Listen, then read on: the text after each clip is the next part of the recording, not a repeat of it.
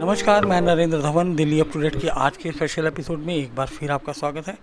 आज हम चर्चा करने जा रहे हैं एक बार फिर एजुकेशन पॉलिसी को लेकर, और हमारे साथ में है सत्यवती कॉलेज के प्रिंसिपल डॉक्टर निर्मल जिंदल। मैडम, बहुत बहुत स्वागत। Thank you. मैडम, आज हम जो चर्चा करने जा रहे हैं कि हमारी जो एजुकेशन पॉलिसी अभी तक रही है, एजुकेशन सिस्टम रहा है, वो इतना कि क्या वजह रही है कि आज 80% 83% जो एजुकेटेड लोग हैं वो एम्प्लॉयबल नहीं हैं। क्या खामियां हैं हमारे एजुकेशन सिस्टम में? देखिए, पहले बात तो ये है कि एजुकेशन का पर्पस क्या होता है। एजुकेशन का पर्पस होता है समाज का development, the development of the society की नीड्स क्या हैं उनको समझना और उनके लिए सल्यूशंस देना। पर हमारे यहाँ क्या है, हमारी जो अभी प्रेजेंट एजुकेशन पॉलिसी है, it is a legacy of British education system. और इसको ये हुआ कि अगर देखा जाए, जब से ब्रिटिशर्स आए थे तब से ये हो गया कि education is to attain a degree and to get a job, कि एक स्किल्ड मैन पावर की तरह जो एजुकेशन को यूज़ किया जाता है एक तरह से, कि एक स्किल्ड मैन पावर को प्रोड्यूस करना है, कि वो एक आपने इंजीनियरिंग की, मेडिसिन की, पीएचडी की या कोई भी डिग्री ली और उसके बाद आपको जॉब चाहिए। और उसके हिसाब से ये जो सिस्टम अगर हम देखें कि ये पहले तो पैदा ही क्यों हुआ, सिस्टम कैसे डेवलप हुआ, क्योंकि पहले टाइम में तो ऐसा नहीं था। अगर हम अपने पुराने टाइम में जाएं तो हम कितने एडवांस थे साइंटिफिकली एंड टेक्नोलॉजिकली भी, इस वर्ड सो एडवांस्ड। एंड अगर हम देखें कि इंडिया ने कितना कंट्रीब्यूट किया वर्ल्ड के लिए, मैथमेटिक्स में इवन आइंस्टाइन ने बोला था that we owe so much to India because it taught us how to calculate even when there were no modern discoveries. India ने ज़ीरो दिया, इंडिया ने डेसिमल दिया, एल्गोरिथम दिया, बाइनरी नंबर, कितना कुछ दिया। एस्ट्रोनॉमिक में हम कितने एडवांस थे पूरे वर्ल्ड से, मतलब पूरे अरब कंट्रीज से कितने लोग आते थे यहाँ। हमारी एजुकेशनल इंस्टीट्यूशंस कितनी अच्छी थी, नालंदा, तक्षशिला, भाई पूरे एशियन, साउथ एशिया में, साउथ ईस्ट एशिया में पूरे यहाँ के लोग यहाँ पढ़ने आते थे, यहाँ से लोग जाते थे वहाँ। यूनिवर्सिटीज़ डेवलप की उन्होंने, एजुकेशन सिस्टम डेवलप किए वहाँ के, इतना यहाँ से। और कहीं बिल्कुल वॉलंटरीली लोगों ने इसको एक्सेप्ट किया कि हमारा कितना ज़्यादा। आज हम देखते हैं एस्ट्रोनॉमी में या एस्ट्रोलॉजी में कि आज आप देखते हैं कि जो वेस्टर्न कंट्रीज़ हैं चांद को ढूंढ रही हैं या मंगल पे उसका इफेक्ट देख रही हैं क्या है। और हमारी साइंस कितनी एडवांस थी that thousands of years ago we learned how the impact of all this planets on humans, on the earth. ये सब हम कितने एडवांस थे। पर ये सारी चीज़ें हमारी आयुर्वेदा, आज अमेरिका में हल्दी को, नीम को, इन चीज़ों को इस्तेमाल किया जा रहा है, उनको ढूंढा जा रहा है। और हमारी साइंस कितनी एडवांस थी, पर क्या हुआ, हमारी जो वो नॉलेज थी उसको एक कल्चरल सिस्टम में डेवलप कर दिया। जैसे हमें कहा गया कि तुलसी को सुबह सुबह उठ के पानी दो। It was difficult to educate the entire public, तो उनको एक कल्चर की तरह उन्होंने डेवलप किया इन चीज़ों को। तो हमारी नॉलेज बहुत एडवांस थी, साइंटिफिक नॉलेज, हमारी टेक्नोलॉजी, और ये सब हमने बहुत कॉन्ट्रीब्यूट किया। हमने स्टील दिया, हमने जिंक दिया, हमने वर्ल्ड को बहुत कुछ दिया, पर ये सब हमें नहीं बताया जाता। और हमें जब से वेस्टर्नर्स आए और वेस्टर्न एजुकेशन सिस्टम शुरू हुआ और एक एजुकेशन को डिग्री की तरह देखा जाने लगा और लोगों को लगा कि हमें जॉब करनी है, तो क्रिटिकल थिंकिंग, एक innovative thinking, research and development वाली थिंकिंग, साइंस वाली थिंकिंग, वो तो गायब होती जा रही है और दूसरी थिंकिंग आती चली जा रही है। एक कॉलोनियल माइंडसेट हो गया कि जो वेस्टर्न है वो सब कुछ अच्छा और इंडिया जो है वो सब कुछ खराब है। तो ये जो चीज़ें हैं इनको चेंज करना बहुत ज़रूरी है। और ये हुआ भी 1835 में। आप देखते हैं ब्रिटिशर जब आए, हमारा एजुकेशन सिस्टम बहुत एडवांस था, हमारे कल्चरल और मॉरल वैल्यूज़ कितनी एडवांस थी, और उन्होंने कहा कि इसको तो कॉलोनाइज करा ही नहीं जा सकता इंडिया को। तो अगर इनको कॉलोनाइज करना है तो इनका एजुकेशन सिस्टम चेंज करना होगा। They wanted Indians brown in colour and white in thinking, ताकि उनकी पॉलिसीज़ को एग्जीक्यूट कर सके, एक लॉयल मैन पावर को पैदा किया जा सके। फिर उनको कुछ ऐसे लोग भी चाहिए थे जो उनके लिए काम करें, because Indian climatical conditions were not suitable for Britishers. ये साउथ अफ्रीका की तरह नहीं था, दूसरे देशों की तरह नहीं था। So they wanted some people who should work for them.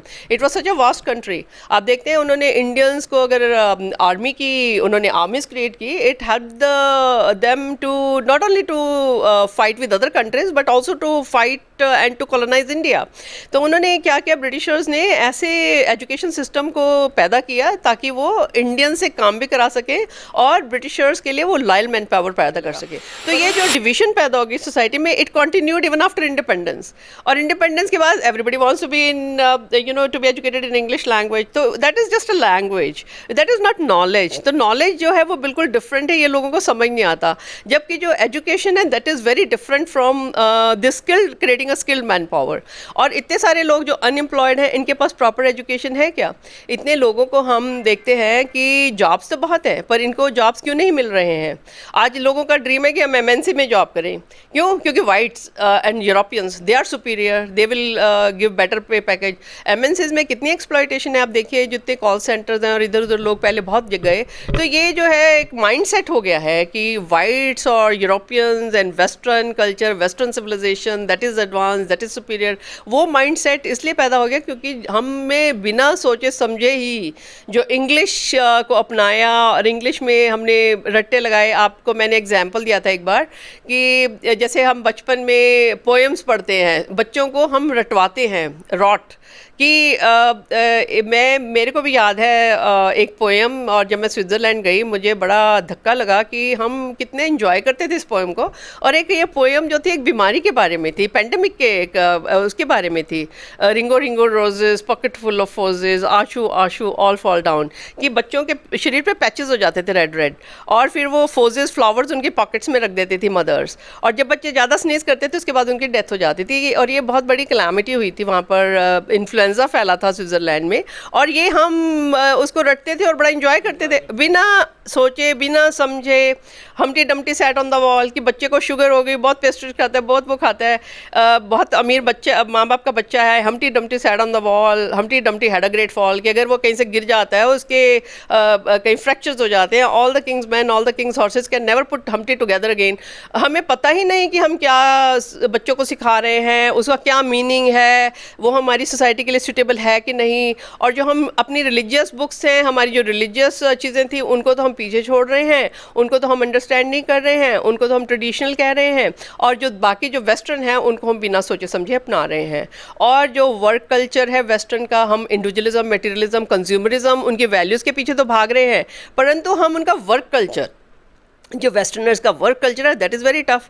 आज हर एक बीए वाला बच्चा भी कार लेकर आना चाहता है। भी क्यों भाई, आपने क्या बड़ा काम कर लिया है, क्यों लाना चाहते हो car? It is not environment friendly and why you want to, it is such consumerist culture. एक रेस लग रही है यूथ में बिना सोचे समझे कि हाँ मेरे को ये, क्योंकि वो दूसरा नहीं करेगा तो उसको हीन भावना आ जाएगी, वो कार नहीं ला रहा, आज उसने ये जूते पहने, आज उसने ये मोबाइल लिया। All consumerist culture is developing in youth and they don't want to work hard. एक मैं ये वाला किस कोर्स की मार्केट वैल्यू है, मैं तो ये कोर्स करके मेरे को ये जॉब करना है, दिस इज़ देयर एम्बिशन। सो जो उनकी थिंकिंग है, जो इनोवेटिव, जो सोसाइटी के बारे में सोचना, जो हमारी मॉरल वैल्यूज़ थी, connectivity, unity in diversity, peaceful coexistence, morality, charity. जब मैकॉले आया था उसने पार्लियामेंट्री स्पीच में कहा था कि जब इंडिया में वो आया था ना, तो उसने ही didn't find even a single thief और a single beggar. Why? Because our values were so good. Hinduism is all about thinking of wellbeing of others. Hinduism is all about giving, all about caring, all about love, compassion.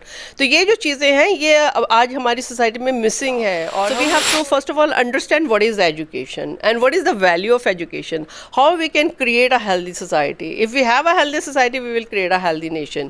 And if we want to create a healthy nation and a healthy society, we need to create healthy youth. Healthy youth कैसे होगी? If we change the education system. तो हमें healthy, अपनी education system को healthy करना होगा। तो madam जैसे कि कहा जाता है ना कि देर आए दुरुस्त आए, 70-72 साल लग गए हैं लेकिन फिर भी एनी हाउ जो नई एजुकेशन पॉलिसी आ ही गई है। तो इस जो नई एजुकेशन पॉलिसी से हम कितनी उम्मीद कर सकते हैं कि जो सारा सिस्टम चला आ रहा था वो इम्प्रूवमेंट की ओर आएगा? हाँ, ये जो एजुकेशन सिस्टम है ये होलिस्टिक है। अगर ये एग्जीक्यूट होता है ठीक तरीके से, एक तो जो लोगों में हीन भावना है कि इंग्लिश ही सब कुछ है, एक तो समझना होगा। क्योंकि जब बच्चा छोटा होता है वो 3 से 5 साल 7 साल तक वो उसकी मेंटल फैकल्टीज जब डेवलप हो रही होती है, उसकी सोचने समझने की शक्ति अपनी भाषा में, क्योंकि mother is the first teacher, तो वो जो है अपनी भाषा में बेटर सीख सकता है। आप देखते हैं कि अमेरिका वगैरह में जो जितने भी नेशनल पार्क्स हैं, these are all about nature, जिन्होंने अपनी सारी जितनी भी चीज़ें हैं, पेट्रीफाइड वुड्स है या ग्रैंड कैनियंस है, कैसे प्रिजर्व किए हैं और वो बच्चों को लेके जाते हैं, उनको सिखाते हैं, ये सब कुछ होता है।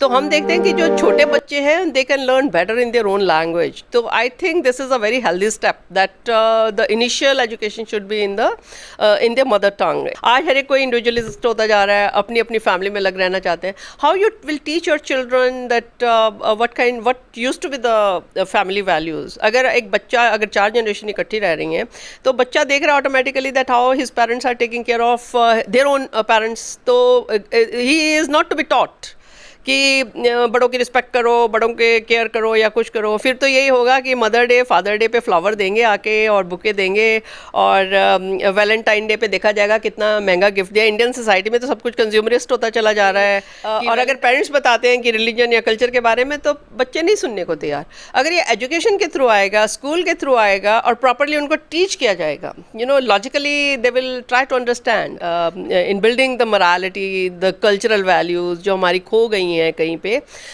वो सब वापस आनी बहुत ज़रूरी है सोसाइटी में। वो जो हमारा कॉन्फिडेंस कहीं खो गया है कि हम इन्फीरियर हैं, वेस्टर्नर सुपीरियर हैं, वो कॉन्फिडेंस को भी वापस लाना होगा।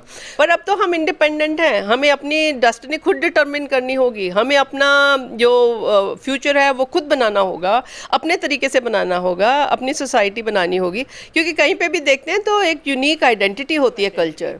सो हिंदुज़म जो है it is very unique because of its spiritualism, Hindu is very unique because of its cultural value. So the world should know, और पूरे वर्ल्ड ने हमसे सीखा है। पूरा आप देखें, पहले साउथ ईस्ट एशिया में कोई वेस्टफेलिया का टेरिटोरियल बाउंड्रीज नहीं था, और यहाँ से कितने लोग गए, वहाँ से कितने लोग यहाँ आए, फिर यहाँ से प्रोफेसर्स गए, तो हमने कितना कुछ, हमारा इन्फ्लुएंस पूरे वर्ल्ड में फैला। तो मेरे को लगता है कि जो न्यू एजुकेशन सिस्टम है वो सब कुछ सिखाएगा बच्चों को, कल्चर भी सिखाएगा, वैल्यूज़ भी सिखाएगा, मेंटल फैकल्टीज़ भी बच्चों की अच्छी डेवलप होंगी, और नेचुरल तरीके से बच्चे सीखने की कोशिश करेंगे, सिवाय किताबों में घुसने की बजाय। वो भी बहुत इंपॉर्टेंट है। But then you have to have a balanced kind of personality. You have to be a complete human, and that should be the purpose of the education. देखिए साइंस का जो ऑब्जेक्टिव होता है वो होता है हमेशा टू सर्विस ऑफ ह्यूमैनिटी। आज जो टेक्नोलॉजी है वो न्यूक्लियर बॉम्ब भी बना रही है, आई टेक्नोलॉजी हम सबको कनेक्ट भी कर रही है। आप देखते हैं गूगल मीट, Zoom, ये जो सारी टेक्नोलॉजीज हैं, they are connecting the whole world, they are doing good to the society, to the whole world. It is, नहीं तो पैंडेमिक में हम तो अलग थलग पड़ जाते। आज सब कुछ काम चल रहा है, एजुकेशन भी चल रहा है, ऑफिस का काम भी चल रहा है, सब कुछ हो रहा है बिकॉज ऑफ ऑनलाइन थिंग्स। तो technology is for good of the society, so we have to see what is for the good of the society, and we should develop those kind of things so that we can do service to the society. तो ये जो education system है, मेरे को लगता है जो आने वाले टाइम में हमारे यहाँ और ज़्यादा साइंटिस्ट होंगे, और फिर जो बाहर से यहाँ पे सेंटर्स लाने का जो बात हो रही है, उससे भी हमें, जो हम पिछड़ गए थे, ग्लोबल एक्सपोजर मिलेगा बच्चों को, और भी ज़्यादा एडवांस होंगे, अपने तरीके से अपनी कंट्री में बैठ के रिसर्च करेंगे, साइंटिफिक इनोवेशन करेंगे और पूरे वर्ल्ड को कंट्रीब्यूट कर सकते हैं। तो हमारा we will again emerge as a confident and developed India, as a power, as a soft power, not that military power और न्यूक्लियर पावर विच एम्स। हम कभी भी किसी को अटैक नहीं करते थे, कभी भी हमने अपने पावर को मैक्सिमाइज, अपने बॉर्डर से हम कभी बाहर नहीं गए। लोग आते गए क्योंकि because we were so rich, we were so advanced. क्यों बहुत सारे लोग हमारे देश में आ रहे थे? Because we were so rich and we were so advanced and we were so healthy society, healthy country, that's why they were coming. और फिर ये है कि अपने देश को, फिर it will become an attraction point for the whole world. So हमें पहले तो खुद कॉन्फिडेंस पैदा करना होगा कि हम कोई गरीब, पिछड़े और ये सब नहीं है। We were so advanced and again we can emerge as an advance country. जो रास्ता है वो गलत है तो उसको ठीक करने की ज़रूरत है, ताकि हम उस ऑब्जेक्टिव को फिर से अचीव कर पाएँ। यानी कि हम ये उम्मीद कर सकते हैं कि जो खोई हुई मान्यताएं थी या खोई हुई चीज़ें थी वो वापस आने वाली हैं और इसमें जो नई एजुकेशन पॉलिसी है एक बहुत बड़ा रोल प्ले करेगी। हाँ जी, हम बिल्कुल एजुकेशन पॉलिसी साइंटिफिकली हम बाहर के देशों से जो हमें सीखना है, एडवांस होना है, ये नहीं कि अपने यहाँ दरवाजे बंद करने हैं, बाहर की जो पॉजिटिविटी है उसको देखना है। We have to emerge as advanced, as competitive, and at the same time we have to cherish our old values, our cultural values. आज योगा मेडिटेशन पूरे वर्ल्ड में जा रहा है देखिए, और हम जो है वो जिम खोल रहे हैं। ये सारी हमारे कितनी सोच देखिए, समझ कितनी एडवांस थी। अब अमेरिका हल्दी के कैप्सूल बना रहा है, कितने महंगे बिक रहे हैं। तो वो नीम को वो एंटी एसिड मेडिसिन उसमें यूज़ कर रहे हैं। ये तो हमारी दादी माँ की किचन में हम यूज़ किया करते थे, है ना, मतलब अभी भी खाते हैं। तो हमको पता ही नहीं है हम उस चीज़ के लिए कैसे प्राउड फील करेंगे जब वेस्टर्नर्स यूज़ करना शुरू करेंगे। तो हमें खुद उन चीज़ों को ग्लोबल लाना होगा, जो लोकल चीज़ें हैं उनको ग्लोबल बनाना होगा, ताकि पूरी ह्यूमैनिटी इसका फ़ायदा उठाए। तो हमारे तरफ से क्यों ना जाए, वो दूसरे क्यों ढूंढें कि एलोवेरा जेल की बॉटल इतनी सी 1500 की बिक रही है, वो हमारा ही तो प्लांट है, तो हमने क्यों नहीं करा। So we have to develop our manpower to think critically, to think innovatively, to research की तरफ हमें ज़्यादा जाना होगा, ताकि हम एडवांस कर सकें, साइंस और टेक्नोलॉजी को और एडवांस कर सकें और ह्यूमैनिटी के लिए कंट्रीब्यूट कर सकें। तो ये मेरे को लगता है कि education is a balanced kind of education system which will try to develop complete human, and it will be very, very contributory to the development of the society and to the nation. Yeah, thank you very much. बहुत बहुत धन्यवाद। Yeah. तो ये थी आज की हमारी ख़ास बातचीत जो एजुकेशन सिस्टम को लेकर थी। आज के लिए इतना ही। जय हिंद, जय भारत। शीघ्र मिलते हैं एक नए एपिसोड के साथ।